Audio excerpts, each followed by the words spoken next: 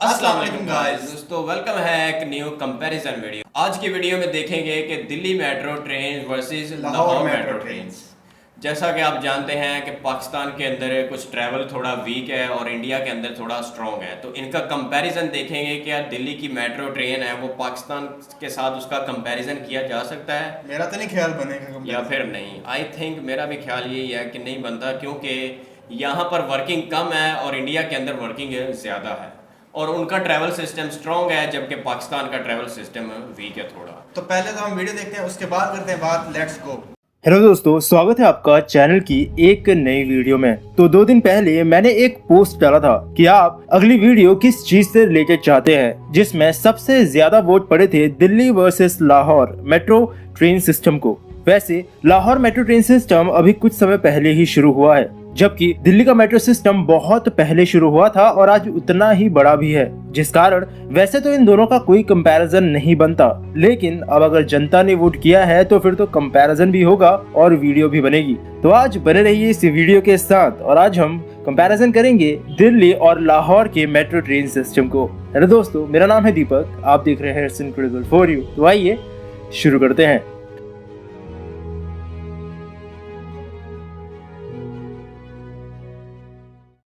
तो चलिए कंपैरिजन करने से पहले आपको इन दोनों ही मेट्रो सिस्टम की हिस्ट्री के बारे में थोड़ी सी जानकारी दे देता हूँ। तो दिल्ली में मेट्रो जैसे एक मास रैपिड ट्रांजिट सिस्टम का आइडिया असल में काफी पुराना है। ईयर 1969 में सबसे पहले बढ़ते हुए ट्रैफिक और पॉपुलेशन को देखते हुए इसकी जरूरत महसूस हुई थी। अगले कुछ सालों तक इसके रूट, टेक्नोलॉजी और इन सब चीजों को एग्जामिन किया गया। ये सब चीजें चल ही रही थी कि 1988 आते आते दिल्ली में पहले के मुकाबले गाड़ियों की संख्या रोडों पर 5 गुना तक बढ़ गई। दिल्ली के बस ट्रांसपोर्ट सिस्टम को 1992 में इन सब चीजों को देखते हुए प्राइवेट करने की कोशिश की गई, जिसने समस्या को कम तो किया नहीं बल्कि और ज्यादा बढ़ा दिया। एक्सट्रीम ओवरक्राउडिंग यानी बहुत ज्यादा भीड़भाड़, घंटों तक गाड़ियों के इंतजार में लाइन में लगे रहना, रोडों पर बढ़ते हुए एक्सीडेंट, ये चीजें दिन पर दिन बढ़ती जा रही थी। तब जाकर साल 1995 में दिल्ली सरकार और केंद्र सरकार ने मिलकर एक कॉरपोरेशन बनाया जिसे नाम दिया गया DMRC यानी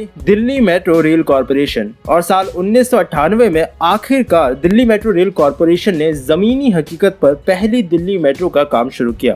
अगर आपको पता हो तो उस समय कोलकाता में पहले से ही मेट्रो मौजूद थी और दिल्ली मेट्रो के पहले कोलकाता मेट्रो को असल में कई चीजें फेस करनी पड़ी थी, जिस वजह से वो प्रोजेक्ट कई बार डिले हुआ। लगभग 12 बार कोलकाता मेट्रो का प्रोजेक्ट ओवर बजट हो गया था, जिस कारण इस बार DMRC को वो सब समस्याएं ना हो, इसलिए उसे पूरी तरह से फ्रीडम दी गई थी कि वो अपने हिसाब से लोगों को हायर कर सकती है, जिस टेक्निकल कंसल्टेंट को चाहे उसका इस्तेमाल कर सकती है, लेकिन एक टाइम फ्रेम के अंदर उन्हें स्मूथली और प्रॉपर तरीके से मेट्रो का काम खत्म कर देना है। और ये चीज कहीं ना कहीं काफी ज्यादा इफेक्टिव रही। आने वाले 4 साल के अंदर ही दिल्ली में पहली मेट्रो ट्रेन बनकर तैयार हो गई। शाहदरा से 30 हजारी के बीच 8.5 किलोमीटर लंबे रेड लाइन मेट्रो सिस्टम को 24 दिसंबर 2002 को उस समय के प्रधानमंत्री अटल बिहारी वाजपेयी द्वारा इनॉग्रेट कर दिया गया।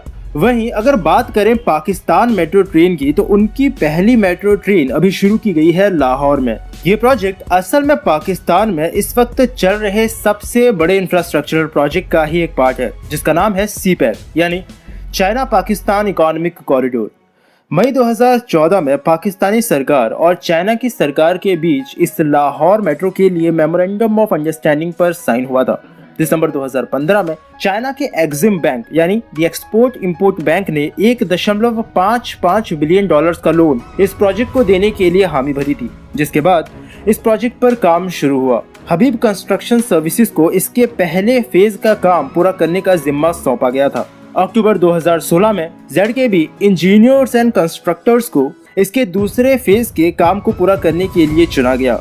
काम खत्म होने के बाद मार्च 2018 में इसके टेस्टिंग और ट्रायल्स रन की शुरुआत की गई थी, जिसके बाद इसी साल 25 अक्टूबर को इसे सरदार अयाज सद्दीक और पंजाब के हेल्थ मिनिस्टर रह चुके ख्वाजा सलमान रफीक द्वारा आम जनता के लिए खोल दिया गया था, जो कि इस वक्त अब पाकिस्तान की पहली मेट्रो ट्रेन है। तो ये बात हुई इन दोनों ही मेट्रो सिस्टम्स की हिस्ट्री की, लेकिन अब मौजूदा हालातों पर हम इन दोनों ही सिस्टम्स को कंपेयर करेंगे। दिल्ली मेट्रो सिस्टम, जो कि दिल्ली मेट्रो रेल कॉरपोरेशन के अंडर काम करने वाला एक रैपिड ट्रांजिट सिस्टम है, इसमें इस वक्त कुल 9 कलर कोडेड मेट्रो लाइन चलती हैं, जिसमें red line, yellow line, blue line, green line, violet line, pink line, magenta line, grey line और ऑरेंज लाइन शामिल है। और साथ ही इस वक्त अब ये सिस्टम इतना बड़ा हो चुका है कि दिल्ली के साथ साथ इसकी आसपास की जगह है जैसे गाजियाबाद, फरीदाबाद, गुरुग्राम, नोएडा और बहादुरगढ़ जैसी जगहों को भी दिल्ली से डायरेक्टली कनेक्ट करता है। इस वक्त दिल्ली मेट्रो सिस्टम भारत का सबसे बड़ा और सबसे बिजिएस्ट मेट्रो सिस्टम है। वहीं क्योंकि लाहौर मेट्रो अभी कुछ समय पहले ही शुरू हुई है, इसलिए वहाँ सिर्फ एक ही कलर कोडेड मेट्रो ट्रेन चलती है, जो कि है ऑरेंज लाइन।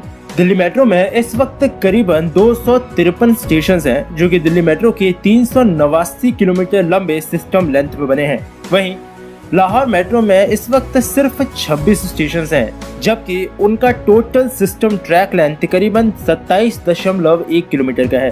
दिल्ली मेट्रो में हर रोज लगभग 47,20,168 यात्री सफर करते हैं। वहीं ऑरेंज लाहौर मेट्रो में हर रोज आने वाले समय में 2,45,000 लोगों की यात्रा करने की संभावना है। अब क्योंकि दिल्ली मेट्रो को इतने बड़े लेवल पर सर्विस देनी पड़ती है, तो उतनी ही ट्रेन्स का होना भी बहुत ज्यादा जरूरी है। इस वक्त पूरी दिल्ली मेट्रो सिस्टम में कुल 310 मेट्रो ट्रेन्स हैं, जो कि अलग अलग रूट्स पर चलती हैं। वहीं अगर बात करें लाहौर मेट्रो सिस्टम की, तो उनके 27 किलोमीटर के ट्रैक को कवर करने के लिए उन्होंने एग्जैक्ट 27 मेट्रो ट्रेन ही रखी है। दिल्ली मेट्रो सफर के दौरान करीबन 100 किलोमीटर प्रति घंटा तक की रफ्तार को हासिल कर सकती है। वहीं लाहौर मेट्रो की अधिकतम रफ्तार इस वक्त 80 किलोमीटर प्रति घंटा की रखी गई है। और अब अगर आखिर में बात करें इनके प्रॉफिट की, तो लाहौर मेट्रो के बारे में तो अभी कुछ नहीं कहा जा सकता, क्योंकि वो अभी कुछ समय पहले ही शुरू हुई है। साथ ही क्योंकि ये लोन पर बनाई गई है, इसीलिए इसका पैसा भी धीरे धीरे पाकिस्तान को, चाइना को वापस करना पड़ेगा। वहीं दिल्ली मेट्रो के इतने बड़े लेवल पर ऑपरेशन और इतना ज्यादा एक्सपेंड होने के पीछे कहीं ना कहीं इनका प्रॉफिट भी है। अभी हुए कोविड लॉकडाउन में इतने टाइम बंद रहने और आम दिनों के मुकाबले कम यात्री होने के बावजूद भी इस वक्त दिल्ली मेट्रो हर दिन करीबन 1 करोड़ रुपए कमा रही है, जो कि मेरे हिसाब से ठीक ठाक प्रॉफिट है।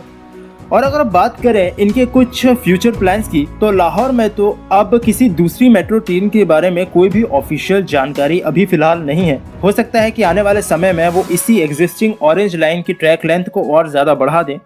वहीं दिल्ली मेट्रो में इस वक्त कुछ नई लाइंस को प्रपोज किया गया है, जिसमें peach line, indigo line, silver line और एक मेट्रो लाइट M1 सिस्टम शामिल है। साथ ही कुछ एग्जिस्टिंग लाइंस जैसे pink line, magenta line, red line और ब्लू लाइन जैसी लाइंस को एक्सटेंड करना भी दिल्ली मेट्रो के फ्यूचर प्लान्स में शामिल है।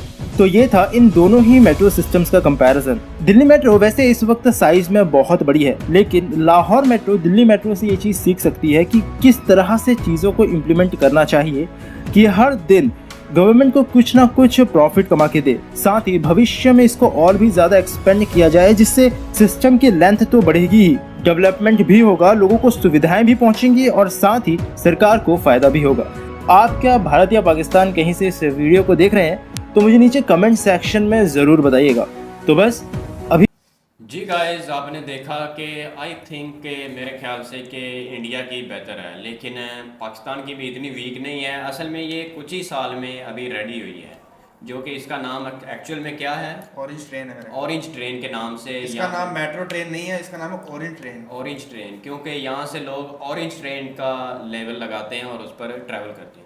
इसका ट्रैक की बात की जाए तो दोस्तों ट्रैक इसका छोटा ही है, इतना बड़ा नहीं है, लेकिन स्पीड की बात की जाए तो बेहतर है। और मेन बात ये कि सिर्फ लाहौर के अंदर ही बस चलती है, और लाहौर के अंदर ही, जबकि इंडिया के अंदर वो काफ़ी बड़े बड़े शहर के साथ एक शहर से दूसरे शहर तक है कनेक्ट की जाती है। बिल्कुल, लेकिन पाकिस्तान के अंदर इसका ट्रैक भी छोटा है और साथ ही बहुत कम शहर के साथ अटैच है। अटैच तो है ही नहीं है, ऑलमोस्ट किसी लाहौर में ही चल रही है। हाँ। लेकिन चाहिए ये कि ये किसी न किसी बड़े सिटी के साथ कनेक्ट की जाए।